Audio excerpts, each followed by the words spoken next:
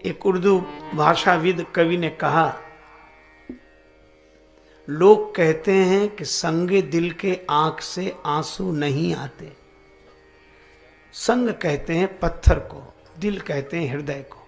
पाषाण हृदय व्यक्ति के लोचन सजल नहीं होते। पर उस कवि ने कहा कि यह केवल सुना जाता है, पर देखा तो कुछ और गया है। क्या? लोग कहते हैं कि संगे दिल के आंख से आंसू नहीं आते। अगर ये सच है तो दरिया क्यों निकलते हैं पहाड़ों से? अगर यह सत्य है तो इन सरिताओं का जन्म पर्वतों से क्यों हो? पर्वत से भी प्रीति का झरना फूट सकता है अगर कोई पर्वत को पिघलाने वाला हो। तो आज पाषाण जैसे हृदय से भी मानवता की सरस धारा बह सकती है अगर भगवान के चरणों का कोई आश्रय ले ले। तो यह इस कथा का संकेत। छुअत शिला भई नारी सुहाई। पर आज तो बड़ी विचित्र स्थिति है। मानव आकृति सब तरफ दिखाई देती है, पर प्रकृति नहीं दिखती, मानवता नहीं दिखती। मानवों की भीड़ में मानवता खो गई। गुल में गर निगहत नहीं तो कुछ नहीं, दिल में गर उल्फत नहीं तो कुछ नहीं। आदमी में हजार जौहर हो तो क्या, आदमियत नहीं तो कुछ नहीं। एक कस्बा नुमा छोटा सा शहर, एक राहगीर उस रास्ते से जा रहा था। प्यास लगी। तृषाकुल उस बटोही के छटपटाते नयन चारों तरफ दृष्टिपात कर रहे थे। न कोई पौशाला, न कोई कूप, न नल, मिले कहां जल। बेचारा बेहाल था, प्राण कंठगत हो रहे थे। तब तक दिखाई पड़ा एक भव्य भवन। भवन की खुली हुई थी खिड़की, द्वार भी खुला था। झांक कर देखा, एक श्रीमंत सिर झुकाए बैठे हैं। पास में ही जल से भरी सुराही रखी है, उस पर गिलास ढका हुआ है। राहगीर को लगा कि यहाँ पानी मिल जाएगा।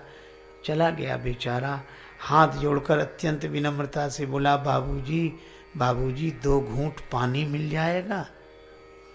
उस अभिमानी व्यक्ति ने अभिमान के बोझ से दबी हुई गर्दन ऊपर उठाई, लगभग झिड़कते हुए बोला, क्या बात है, क्या बात है, पहले बताओ, घुसे कैसे, यहां आए कैसे, क्या बात है? बाबूजी प्यास लग रही है, 2 घूंट पानी मिल जाएगा, पानी पिला देंगे। पानी? हम तुम्हें पानी पिलाने वाले लगते हैं? इतने बड़े आदमी से कह रहे हो कि पानी पिला दो? हम पानी पिलाने वाले लगते हैं? जैसे हमारे पास और कोई काम ही ना हो, तुम जैसों को पानी ही पिलाते ना। यहां नल है, कुआं है, पौधशाला है, क्या है, चले आए पानी पिला दो, पानी पिला दो।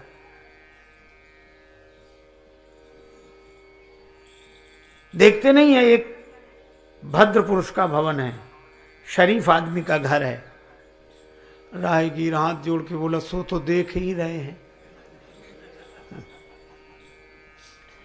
अवश्य सज्जन पुरुष का निवास है। परिभाषाएं बदल गई हैं महाराज। पहले भवन के बाहर लिखा रहता था स्वागतम, शुभागमन। अंग्रेजी पढ़े लिखे लोग लिखते थे वेलकम। अब यह लिखा नहीं मिलता। अब भवन के बाहर लिखा मिलेगा, बिना इजाजत अंदर आना मना है। किसी किसी भवन के द्वार पर लिखा होगा, कुत्ते से सावधान। हालांकि उसमें रहते आदमी हैं।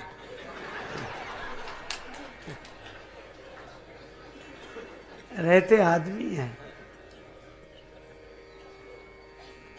एक बार एक सज्जन से हमने कहा, ये कुत्ता काहे को पालते हो?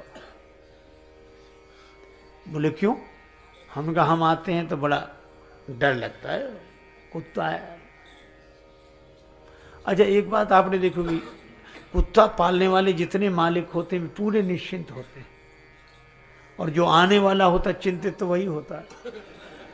वो कहता, भाई साहब चले चले, वो कुछ नहीं बोले। अब वो भाव करेगा, आ जाओ आ जाओ। अब आ क्या जाओ, मुसीबत है। तो भाई मुझे तो डर लगता, तो मैंने कहा कि ये काहे को पालते हो? तो उस व्यक्ति ने जो तर्क दिया वह भी बड़ा अद्भुत था। वह कहने लगा, महाराज जमाना खराब है, कब कौन आक्रमण कर दे कोई ठिकाना नहीं, इसलिए कुत्ता रखते हैं, पालना जरूरी हो गया है। मैं उसका उत्तर तो नहीं दे सका, पर मन ही मन सोचता रहा कि आज हमारा कितना नैतिक पतन हो गया है कि आज आदमी आदमी से डर रहा है और आदमी से आदमी की रक्षा कुत्ता कर रहा है, और फिर भी हम अपने को आदमी कहते हैं, मानव कहते हैं। हमें विचार करना चाहिए। एक बार कुत्तों में झगड़ा हुआ, कुत्तों में झगड़ा हुआ, झगड़ा होते ही कुत्तों में हुआ और डट के हुआ महाराज। सब बाकी के कुत्ते बड़े नाराज हुए, फिर एक कुत्ता भागा, अब नहीं आऊंगा। दूसरे बोले आना मत, कुत्ता ही ठहरा। तीसरे दिन फिर आ गया, तो बाकी के कुत्ते बोले तू फिर लौट कर आ गया, अरे कलुआ जा, चला जा यहां से, अरे दल बदल हुआ, और तेरे लौट आने से हैरान हैं हम, तुझे फिर दल में ले लें, क्या इंसान हैं हम आदमी हैं जो ऐसा करें? हम कुत्ते हैं, हमारा भी सिद्धांत है। ये तो हमारी हालत हो गई है। आप सोचो। तो उस राहगीर ने कहा कि भूल से आ ही गए, गलती से आ गए तो पानी पिलवा दो। क्या करेगा प्यार वो भगवान से, क्या करेगा प्यार वो ईमान से, जन्म लेकर गोद में इंसान की, कर न पाया प्यार जो इंसान से। पानी पिलवा दे। सो नाराज हुआ, गले ही पड़ गए, तुम बैठ जाओ। अब उन्होंने अपने नौकरों को आवाज लगाई, अरे भाई कोई हो तो इन्हें पानी पिला दो। अब मौके पर कोई नहीं था, तो धनी आदमी राहगीर से बोला, बैठ जाओ, किसी आदमी को आ जाने दो, पानी पिलवा देता हूं। आदमी माने नौकर। आदमी आजकल वही कहे जाते, कितने आदमी काम कर रहे हैं। सचमुच विचारी, जो काम करे वही तो आदमी है। तो उनका किसी आदमी को आ जाने तो पानी पिलवाए देता हूं। पर मजे की बात, बड़े आदमी के आदमी कोई मौके पर नहीं थे। तब राहगीर के प्राण कंठगत होने लगे, तो बाबूजी अब तो प्राण ही निकल रहे हैं प्यास के मारे। तो नाराज होकर बोले, कह दिया ना किसी आदमी को आ जाने तो पानी पिलवाए देता हूं। तो उसने हाथ जोड़कर कहा कि बाबूजी थोड़ी देर के लिए अगर तुम ही आदमी बन जाओ तो कुछ हर्ज है?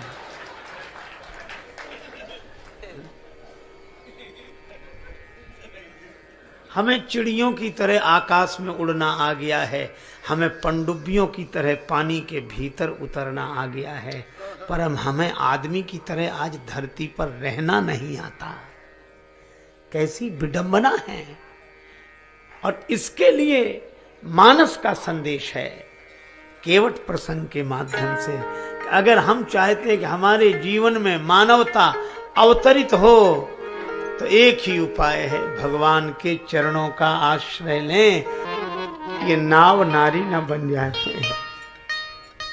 जब शिला बन सकती है। राम जी ने कहा शिला तो पाषाण की, पर नाव तो लकड़ी की। अरे महाराज, लकड़ी तो और जल्दी बनेगी। पाहन ते बन बाहन काठ को, काष्ठ पाषाण से कोमल, और फिर इतने दिन से जल में पड़ा है। पाहन ते बन बाहन काठ को कोमल है, जल खाई रहा है। इसलिए महाराज नाव, भगवान ने कहा अच्छा नाव नारी बन भी गई तो कठिनाई क्या है? जड़त्व से मुक्त हो जाएगी, पार करने वाली खुद पार हो जाएगी। पार करने वाली स्वयं पार हो जाएगी। केवट ने कहा लेकिन एक बात है, अगर ये नाव नारी बन गई, चैतन्य हो गई तो कहाँ बैठेगी? का घर में। अजय इसके दोनों ही आस है। आध्यात्मिक संकेत भी बड़ा मधुर है कि नाव बुद्धि है, और बुद्धि अगर चैतन्य हो गई तो घर में बैठे, घाट पर नहीं रहेगी, फिर घट में रहेगी। क्योंकि जिनकी बुद्धि ब्रह्म बोध से चैतन्य हो गई है वो अब किसी घाट पर नहीं जाती, वह तो घट में ही है, घर में ही बैठेगी। हम ही थे भूले हम ही में भूले, हमें ढूंढने हम ही चले, हम ही ने खोजा हम ही ने पाया, हमें मिले तो हम ही मिले।